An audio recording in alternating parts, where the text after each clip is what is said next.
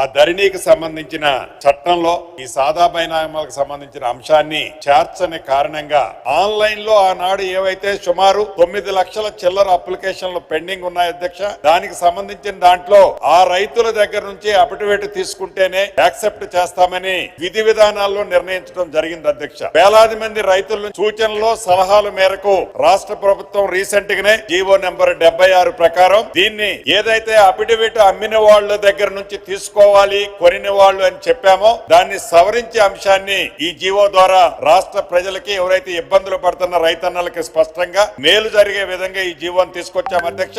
ఇప్పుడు ఎవరైతే గతంలో అమ్ముకున్న వాళ్ళు, గతంలో కొనుక్కున్న వాళ్ళు, ఆ అమ్ముకున్న వాళ్ళ దగ్గర నుంచి ఏ రకమైన అఫిడవిట్ ఇప్పుడు అవసరం లేదు అధ్యక్ష.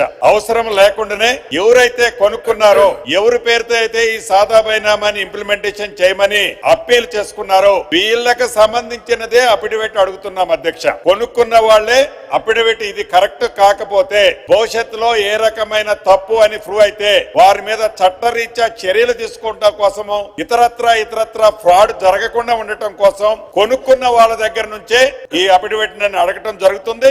ఎవరైతే అమ్మిన వాళ్ళ దగ్గర నుంచి ఈ జీవో ద్వారా అఫిడవిట్ ఇప్పటి నుంచి అడగదని కూడా తమ ద్వారా గౌరవ సభ్యులకు తెలియజేస్తున్నా. ఈ 9 లక్షల అప్లికేషన్లు చిల్లర ఏవైతే ఆన్లైన్ లో ఉన్నాయో అందుట్లో రీజనబుల్ గా ఉన్న అప్లికేషన్ ఆల్రెడీ ఐడెంటిఫై చేసి పెట్టుకున్నారు అధ్యక్ష. వీలైనంత తొందరలో వాటిని యాజ్ పర్ సిస్టమ్ లో పరిష్కరించడం జరుగుద్దని కూడా సభ్యులకు తెలియజేసుకుంటున్న అధ్యక్ష.